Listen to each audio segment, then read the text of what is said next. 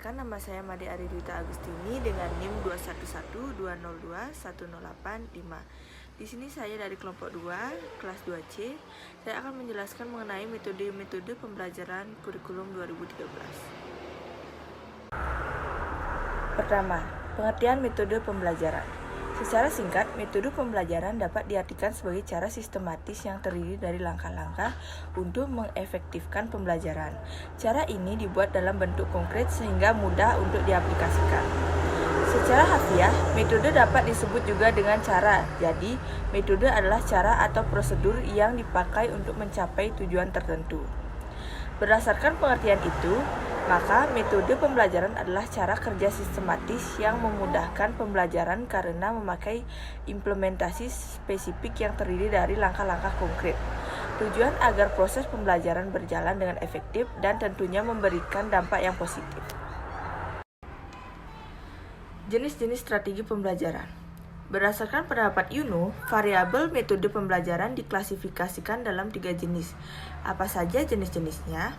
Yaitu yang pertama, strategi pengorganisasian pembelajaran. Metode pembelajaran ini secara khusus memanfaatkan cara pengorganisasian pembelajaran agar lebih efektif dan berdampak pada peserta didik.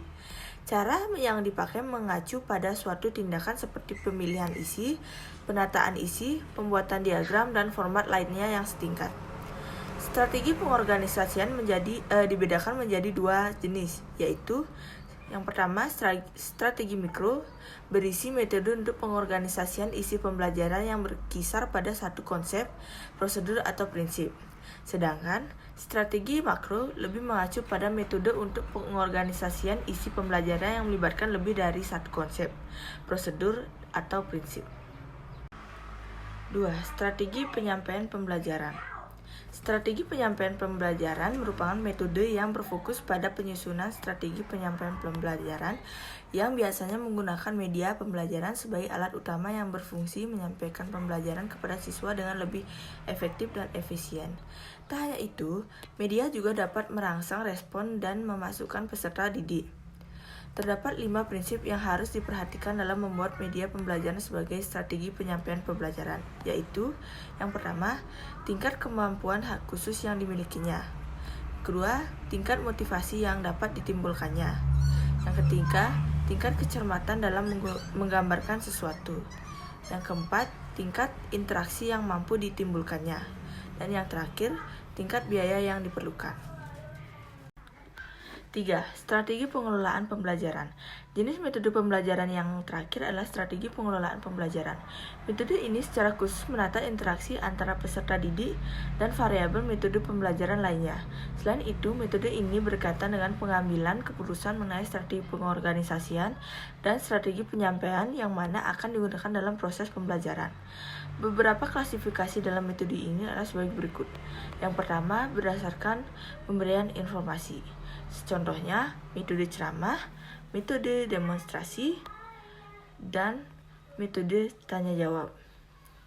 Yang kedua, berdasarkan pemecahan masalah, seperti metode brainstorming, metode diskusi kelompok, metode rembuk sejoli, metode diskusi kelompok kecil, metode panel, metode debat, metode seminar, dan metode simposium. Yang ketiga, berdasarkan penugasan seperti metode latihan, metode penugasan, metode permainan misalnya dengan role play, metode kelompok kerja, metode studi kasus, atau metode karya wisata. Macam-macam metode pembelajaran ke-13. Bila ingin menerapkan metode pembelajaran, sebaiknya pengajar mempelajari metode pembelajaran kurikulum 2013 atau disebut dengan K13. Ada beberapa metode pembelajaran K13, yaitu yang pertama, metode pembelajaran example non-examples. Metode menginstruksikan pada para siswa menganalisis gambar secara berkelompok lalu mendiskusikan hasilnya. Langkah-langkah dari metode ini yaitu yang pertama, guru mempersiapkan gambar-gambar sesuai dengan tujuan pembelajaran. Yang kedua, guru menempelkan gambar di papan tulis atau ditayangkan melalui proyektor. Yang ketiga, guru memberi petunjuk dan memberi kesempatan pada siswa untuk memperhatikan atau menganalisa gambar melalui diskusi kelompok dengan jumlah 2-3 orang siswa. Hasil diskusi dari analisa gambar tersebut dicatat pada kertas, setiap kelompok diberi kesempatan membacakan hasil diskusinya. Yang keempat, guru menjelaskan materi sesuai tujuan yang ingin dicapai. Dan yang terakhir, guru memberikan kesimpulan. 2. Metode pembelajaran picture and picture. Dengan metode ini, siswa akan mengurutkan gambar berseri yang disusun secara acak. Sembari mengurutkan, siswa diminta untuk memaparkan alasan pengurutannya. Langkah-langkah metode picture and picture ini adalah: yang pertama, guru menyampaikan kompetensi yang ingin dicapai, menyajikan materi sebagai pengantar. Yang kedua, guru memperlihatkan gambar-gambar yang berkaitan dengan materi. Yang ketiga, guru menunjukkan atau meminta siswa secara bergantian untuk mengurutkan gambar-gambar menjadi urutan yang logis. Yang keempat, guru menayangkan alasan atau dasar pemikiran urutan gambar yang ditentukan oleh siswa. Dari alasan urutan gambar tersebut, guru memulai menamakan konsep atau materi sesuai dengan kompetisi yang ingin dicapai. Baik, materi selanjutnya akan dilanjutkan oleh rekan saya. Terima kasih. Metode selanjutnya adalah metode numbered heads together. Metode ini terdiri dari tugas diberi nomor. Tujuan metode ini adalah agar dipelajari oleh siswa yang mendapatkan nomor tersebut dalam kelompok yang berbeda. Setelah itu, masing-masing siswa pemegang nomor akan berbagi dengan anggota kelompok dan kelompok lainnya. Siswa dibagi menjadi beberapa kelompok. Setiap siswa dalam setiap kelompok mendapatkan nomor. Guru memberikan tugas dan masing-masing kelompok mengerjakannya. Kelompok mendiskusikan jawaban yang benar dan memastikan tiap anggota kelompok dapat mengerjakannya. Kemudian guru memanggil nomor siswa dan siswa memiliki nomor tersebut harus melaporkan hasil kerjasama mereka. Selanjutnya tanggapan dari teman yang lain, setelah itu penutupan. Selanjutnya adalah metode naskah kooperatif, mengajak peserta didik bekerja berpasangan dan bergantian untuk menjadi pembicara dan pendengar. Langkah-langkahnya yaitu guru membagi siswa untuk berpasangan, selanjutnya guru memberikan materi kepada tiap siswa untuk dibaca dan membuat ringkasan. Selanjutnya guru dan siswa menetapkan siapa yang pertama berperan sebagai pembicara dan siapa yang berperan sebagai pendengar. Selanjutnya, pembicara bertugas membacakan hasil meringkasnya dengan cara menyampaikan ide pokok, sementara itu pendengar menyimak penjelasan pembicara. Jika diperlukan, pendengar bisa membantu atau mengoreksi pembicara lalu menghubungkan materi sebelumnya dengan materi yang dibicarakan. Selanjutnya, pembicara dan pendengar bertukar peran dan melakukan hal sebaliknya. Yang terakhir, guru menyimpulkan hasil pembelajaran bersama-sama dengan siswa dan sesi belajar pun ditutup. Selanjutnya yang kelima adalah metode kepala bernomor terstruktur. Siswa dibagi menjadi beberapa kelompok dan setiap siswa dalam kelompok akan mendapatkan nomor penugasan diberikan kepada setiap siswa berdasarkan nomor yang didapatkan. Yang selanjutnya adalah metode Student Teams Achievement Divisions atau STAD.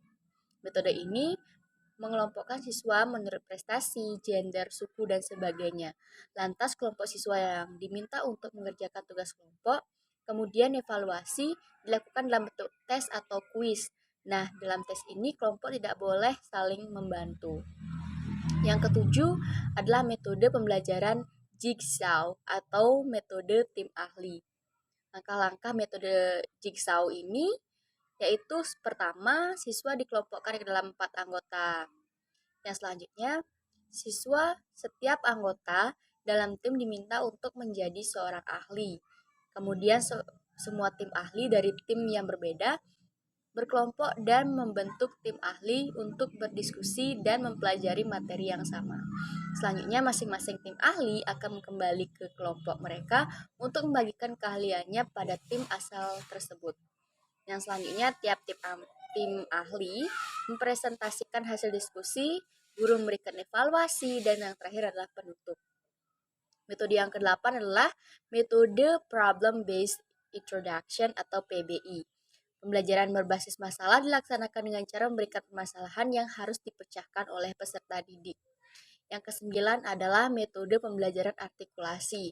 Metode pembelajaran ini meminta siswa untuk secara berpasangan untuk menyampaikan materi yang diterima dari guru dan mencatatnya sebagai bahan secara bergantian. Yang terakhir adalah metode mind mapping. Pada metode ini, guru memberikan permasalahan kepada siswa, kemudian siswa membuat peta konsepnya dan mencari solusi atas permasalahan tersebut. Baik, itu saja yang bisa saya sampaikan.